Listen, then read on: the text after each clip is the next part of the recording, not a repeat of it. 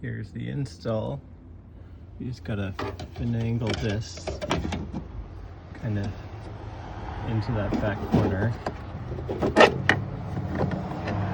And once it's back in here,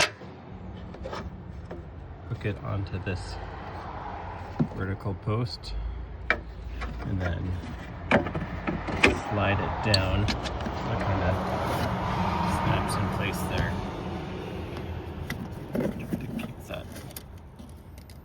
Try to keep that lip clear of junk. And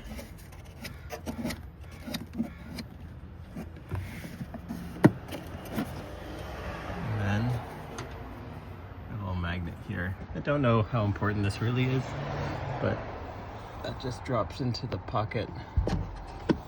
Can't show it here because it's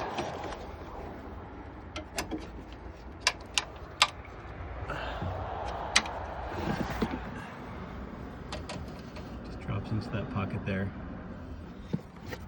And that's it.